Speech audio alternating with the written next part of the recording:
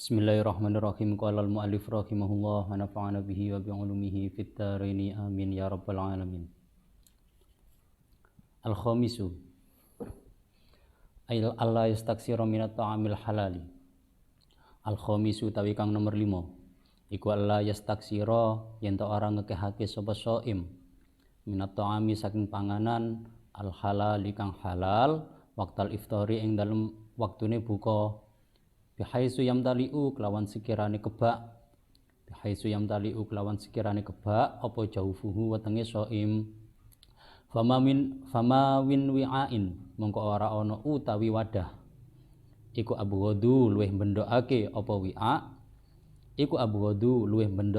wi'a ilallahi azza wa jalla maring Allah azza wa jal min batnin tinimbang saking weteng maliin kang den kebai apa batnin min halalin saking panganan halal wa kaifa yustafatulan halih kaya apa bisa den alap faedah minas shaumi saking poso apa qahru aduwillahi nyereng ing musuhe Allah wa kasyrus syahwati lan mecah ing syahwat idza tadaraka nalikane nyusuli sapa as-shaimu wong kang poso inda fitrihi ing dalem nalikane bukane shaim nyusuli ma ing barang fatahu kang pot apa ma ing shaim dahwatana harihi ing dalem waktu isuke awane shaim warubama yazidu lan terkadang nambahi sapa shaim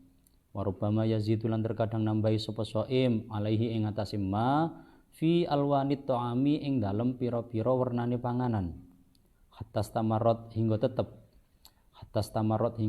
opal adatu pira-pira pengadatan bi antut dakhara kelawan yen to den simpen apa jamiul atimati sekabehane pira-pira panganan li ramadhana krana wulan Ramadan wa yukala mongko nuli den pangan minal atimati saking pira-pira panganan fihi ing dalem Ramadan apa ma barang layu kalu kang ora den pangan apa ma fi iddati asyhurin ing dalem wilangane pira-pira wulan. Pun yang kelima dari puasa khusus adalah tidak memperbanyak makan-makan yang halal di waktu berbuka dengan gambaran nanti perut sampai kenyang. Nah, jadi puasa khusus yang kelima ini adalah menahan diri untuk tidak memperbanyak makanan saat berbuka. Nah, kenapa? Fama min wi'ain abghadu ilallahi azza wa jal min batnin mali'in min halalin. Karena sebuah wadah itu yang tidak disukai oleh Allah adalah sebuah perut yang terisi penuh dengan hal-hal yang halal. Nah, jadi kondisi perut ini penuh dengan makanan-makanan yang halal ini Allah nggak suka. Apalagi diisi dengan hal-hal yang haram. Nah, di sini untuk puasa khusus yang kelima, ini ya jangan sampai perut kita dipenuhi oleh makanan-makanan yang halal. Maksudnya dipenuhi itu sampai kenyang ya. Jadi ketika berbuka ya seadanya. Makan sedikit, jangan sampai kenyang. Ya sesuai pepatah itu. Makan pepatah atau hadis itu ya. Jadi makanlah ketika lapar dan berhentilah sebelum kenyang. Nah, iki pengejawantahan dari Allah yastaksira minat ta'amil halal. Lah, alasannya begini, kenapa kok kita harus mengurangi makanan, makanan agar kita tidak kenyang di waktu berbuka? Karena tujuan utama puasa itu adalah menahan diri dari musuh Allah, yakni setan, dan juga untuk menahan syahwat kita agar tidak selalu kita turuti. Lah, dari pagi sampai sore hari kita kan sudah menahan keinginan untuk makan. Nah, kemudian waktu berbuka ternyata apa yang kita tahan sewaktu siang itu kita balas. Jadi karena dari pagi sampai sore nggak makan, akhirnya ketika buka balas dendam. Diisi es, kemudian rendang, sate dan lain sebagainya. Lagi sebagai ajang balas dendam berbuka ini. Lagi yang dimaksud oleh Imam Ghazali untuk tidak memperbanyak makanan yang halal. Jadi jangan sampai berbuka ini menjadi ajang balas dendam kita karena kita tidak makan dari pagi sampai sore hari. Malah menurut Imam Ghazali, di zaman Imam Ghazali hidup, beliau itu mengomentari orang-orang yang menyimpan makanannya di bulan-bulan lain untuk dimakan khusus pada bulan Ramadan. Jadi kebiasaan-kebiasaan orang zaman sekarang itu sebenarnya ya sudah banyak dilakukan oleh orang-orang terdahulu. Jadi dulu itu ada orang-orang itu di bulan-bulan selain Ramadan mereka menyimpan makanan. Makanan ini enggak dikeluarkan, disimpan. Saat Ramadan ini dikeluarkan semua. Istilahnya makanan khas Ramadan gitu ya. Nah, ini dikomentar oleh Imam Ghazali bahwasanya yaitu termasuk hal yang sia-sia puasanya. Kok bisa sia-sia? Iya, tujuan kita puasa itu untuk menahan nafsu, untuk menahan agar setan tidak menggoda kita. Nah, tapi waktu berbuka, nafsu makan kita turuti sampai full. Jadi ajang balas dendam. Nah, kan ya sia-sia. Dari pagi sampai sore kita menahan nafsu, ternyata waktu berbuka, nafsu kita lampiaskan dengan memakan semua hal yang ingin kita makan di saat siang. Wa ma'lumun lan iku kinaweruan ana maksuda shaumi utawi sak temene sejone poso iku al khawa ulwe wa kasrul hawa lan ngremuk ing kademenane nafsu litakwa drapun dadi kuat apa an nafsu alat takwa ing atase ngabekti marang Allah wa idza tufiat lan nalikane den tolak apa al ma'iddatu weteng min dhahwati naharin saking waktu isuke rina ilal isya'i tumeka maring waktu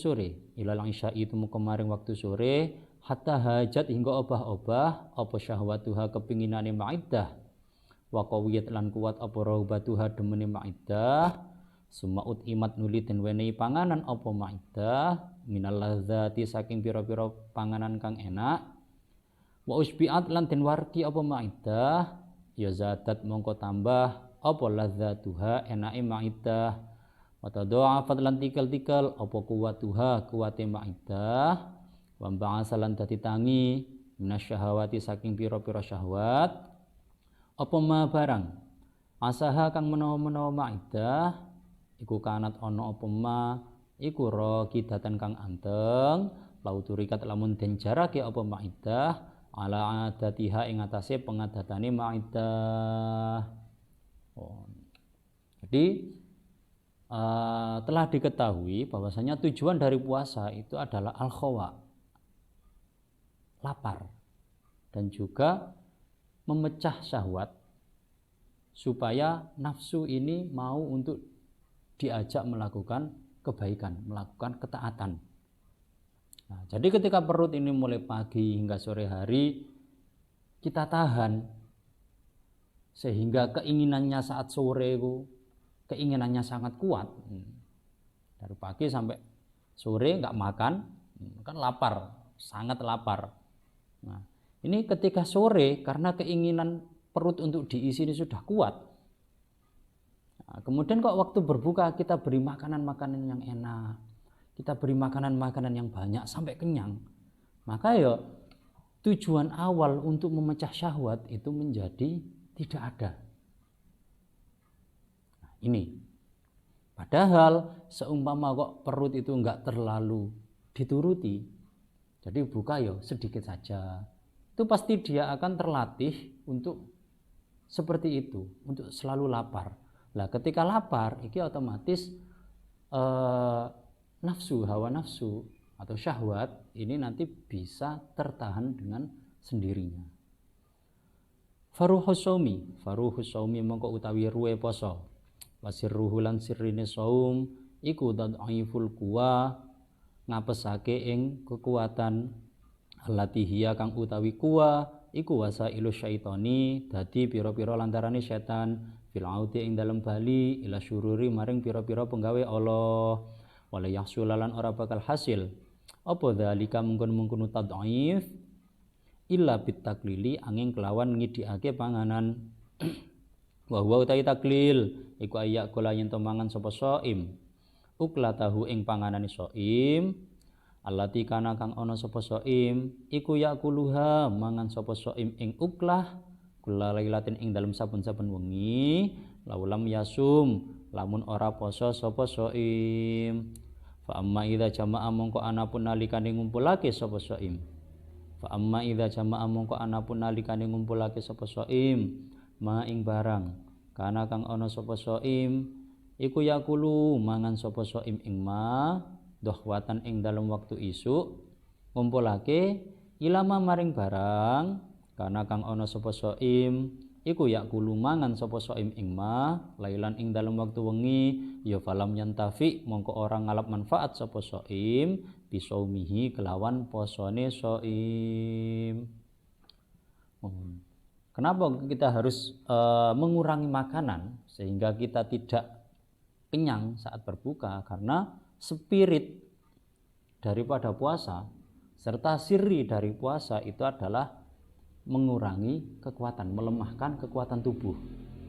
Yang mana kekuatan tubuh ini sangat berpotensi untuk dijadikan setan sebagai ajang kita melakukan maksiat. Jadi dengan adanya kita kok kekuatannya banyak, setan itu mudah untuk menggoda kita melakukan hal-hal yang maksiat. Nah, sehingga untuk mengurangi kekuatan tubuh atau melemahkan kekuatan tubuh itu cara yang efektif adalah dengan mengurangi makanan. Nah, semakin banyak makanan yang masuk tubuh, kekuatan itu akan semakin banyak. Tapi ketika semakin sedikit, maka kekuatan juga akan berkurang. Nah, gambarannya bagaimana? Yakni dengan cara orang ini hanya memakan makan malam saja. Jadi ketika hari-hari biasa ya pagi sampai siang nggak makan, ada makan malam saja, itu yang dimakan. Nah kalau puasa kan ya sudah terpraktek secara nggak langsung. Dia hanya makan sahur dan juga berbuka, tapi tidak sampai kenyang. Nah ini nanti menjadi metode paling efektif untuk melemahkan kekuatan, yang mana kekuatan ini merupakan wasilah setan agar kita bisa berbuat buruk. Nah, adapun orang-orang yang mengumpulkan makanannya di siang hari untuk dimakan bersamaan sewaktu malam, itu ya sama saja, ya kan? Mengurangi makanan ini dengan cara kita berpuasa kan berarti hanya sahur dan buka, itu pun makan nggak sampai kenyang. Tapi kalau orang yang berpuasa kok siangnya karena nggak makan, akhirnya apa yang ingin dimakan di siang hari itu ditaruh di malam, dimakan di malam hari, ya berarti puasanya itu nggak ada faedah. Faedahnya spirit dari puasa dan juga siri dari puasa itu mengurangi kekuatan. Nah, ini kan kekuatannya ya tetap banyak. Buka makan, nanti jam 12 makan, sahur makan 3 kali kenyang semua, kekuatannya full. Nah, ini sama saja faedahnya puasa nanti tidak ada. Bal minal adabi, balik iku setengah saking pira-pira tata krama. Ala yuksira utawi yen ta ora ngekehake sapa shaim annauma ing turu binahari ing dalam waktu rina hatta yuhissa hingga ngrasa sapa shaim biljui kelawan luwe wal atashilan ngelak yastash'ira lan ngrasa sapa shaim fal kuwa ing apese kekuatan ya fayasfuwa monggo sebab bening inda zalika ing dalem nalikane mengkono-mengkono ihsas candhalane nang hatta yuhissayu apa kalbuhu atine shaim wayastadimalan bisa amrih nglanggengake sapa shaim wayastadimalan bisa amrih nglanggengake sapa shaim fi kulli lailatin ing dalem saben-saben wengi qadron ing kira-kira minaddufi kang saking tingkah apes hatta yakhifa hingga enteng alaihi ing atase shaim apa tahajjude shaim wa auraduhu lan pira-pira wiritane shaim fa'asa mongko menawa sapa asyaitanu setan iku Allah yahuma yen to ora ngrubung sapa setan ala qalbihi ing atase atine shaim fayangdhura mongko sebab bisa ningali sapa shaim ila malakutis samawati maring keraton samare langit. Kemudian di antara adab berpuasa ini tidak memperbanyak tidur di siang hari agar shaim, agar kita yang berpuasa ini merasakan lapar, haus, dan juga merasakan kekuatan tubuh ini melemah. Nah, ketika kita sudah merasakan lapar, merasakan haus, kekuatan tubuh ini melemah, maka nanti hatinya bisa menjadi terang. Sehingga di malam hari itu nanti ada kesempatan untuk melaksanakan sholat tahajud dan membaca wiritan-wiritan amalannya. Jadi kalau orang itu berangkat tidur dalam keadaan lapar, tidurnya pasti nggak akan bisa lama. Sehingga nanti di malam hari, di sepertiga malam, itu kemungkinan bangunnya lebih tinggi dibandingkan orang-orang yang berangkat tidur dalam keadaan kenyang. Jadi orang yang tidur dalam keadaan kenyang, bablas bakali. Nah, kalau dalam keadaan lapar, ini nanti kan terbangun karena lapar. Nah, ini karena terbangun nanti bisa melaksanakan sholat tahajud dan membaca amalan-amalan atau wiritan-wiritannya di malam hari. Sehingga ketika terbiasa seperti ini, perut lapar, kekuatan lemah, kemudian malam itu mudah terbangun untuk sholat tahajud, untuk digunakan ibadah-ibadah yang lain, maka nanti diharapkan setan ini tidak mampu untuk menguasai hati manusia. Yang mana finishnya, endingnya itu nanti manusia bisa melihat malakutis samawat, kerajaan-kerajaan langit. Walailatul qadri, walailatul qadri utawi lailatul qadar iku ibaratun tetembungan anil lailati saking wengi allati yang kasyifu kang dadi kabuka allati yang kasyifu kang dadi kabuka fiha ing dalem lailah apa syai'un suwiji-wiji minal malakuti saking mengkono-mengkono keraton langit wa huwa utawi ingkisyaf candolane nang allati yang kasyifu wa huwa utawi ingkisyaf iku al muradu barang kang den karepake biqaulihi ta'ala kelawan dawe Allah ta'ala inna anzalnahu fi lailatul qadar. Katane dawuh inna anzalnahu fi lailatul qadar. Maknane inna satemene ingsun Allah. Inna satemene ingsun Allah iku anzalnahu wis nurunake sapa ingsun Allah ing Al-Qur'an.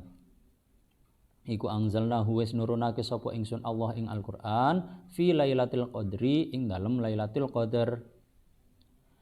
Waman lan utawi sapa wengi iku ja'alan dadekake sapa man baina qalbihi ing dalem antarane atine man wa baina sadrihi lan ing dalem antarane dadane man dadekake mikhlatan ing wadah minat ta'ami saking panganan ya fahuwa mongko utawi man anhu saking malakut iku mahjubun kang kinalingan. Waman lan utawi sapa wonge iku akhla nyepekake sapa man ma'iddatahu ing wetenge man fala yakfihi mongko ora nyukupi ing man apa zalika mengkon-mengkon ikhla candalane nang akhla ma'iddatah iku apa zalika mengkon-mengkon ikhla li rafil hijabi krana arae ngilangi ing aling-aling malam yukhli ing dalem selagine durung nyepekake sapa man himmatahu ing sejo luhure man ana ghairillahi azza wa jalla saking liyane Allah azza wa jalla wa dzalika utawi mengkon-mengkon ikhla lam yukhli himmah iku candolane ikhlaul himmah wal amru yaiku perkara kulluhu yaskabehane amr pamabda'u jam'i dzalika utawi nggon kawitane sekabehane mengkono-mengkono ikhlail himmah iku taklilut ta'ami ngidikake ing panganan wasayatilan bakal tumeka lahu ketuwe taklil apa mazidu bayanin tambahi pepertelan fi kitabil atimati ing dalam kitab kang nerangake pira-pira panganan insyaallah mun ngersake sapa Allahu azza wa jalla Allah azza wa jal. Kemudian mengenai Lailatul Qadar adalah istilah yang digunakan untuk malam-malam yang di dalamnya terbuka terbuka malakutis samawat. Jadi kerajaan langit itu terbuka di waktu Lailatul Qadar. Nah, ketika ditanya apa Lailatul Qadar? Ya, malam di mana kerajaan langit itu terbuka bagi seluruh makhluk. Karena terbuka otomatis ketika kita berdoa itu ya mudah diijabahi. Ya jelas kan langsung. Nah, inilah yang sesuai dengan dawai Allah, inna anzalnahu fi lailatul qadar. Sesungguhnya Allah itu menurunkan Al-Qur'an di malam Lailatul Qadar. Nah, sehingga siapapun yang menjadikan ruang antara hatinya dan dadanya, ya, atau enak ngomong, siapapun yang menjadikan ruang antara hati dan perutnya ini wadah makanan, maka dia akan terhalangi untuk mendapatkan Lailatul Qadar. Nah, nanti barang siapa yang mengosongkan perut dan juga perutnya saja, itu juga belum ada potensi mendapatkan Lailatul Qadar. Tapi juga harus disertai mengosongkan himmahnya pada selain Allah. Jadi di samping mengosongkan perut, juga mengosongkan himmah. Himmah itu apa ya? Sejoluhur, cita-cita lah. Cita-cita dan tujuannya itu selain Allah dihilangkan. Jadi wetenge wis kosong, himmah kepada selain Allah itu ya dikosongkan. Jadi murni himmahnya untuk beribadah kepada Allah. Lah, dialah yang akan, orang-orang inilah yang akan berpotensi besar mendapatkan Lailatul Qadar. Lah, mengenai hal ini ya, jadi orang yang mengosongkan perutnya, kemudian mengosongkan himmahnya dengan selain Allah, ini nanti dimulai dengan cara mengurangi makanan. Jadi perut ini dikurangi makanannya, kemudian himmah, ya, karena tadi kan perut kalau sudah berkurang isinya, tidur dalam keadaan tidak terlalu kenyang, ya, sedengan perutnya nggak terlalu kenyang, itu nanti mudah bangun sehingga kita mudah beribadah. Berarti gini, himmah kita, cita-cita dan tujuan kita itu sudah hilang yang berisi selain Allah. Dan nanti karena murni untuk ibadah saja, maka ya potensi mendapatkan Lailatul Qadar itu besar. As-sadisu ayyakuna qalbuhu ba'dal iftar ila huna wallahu a'lam bishawab.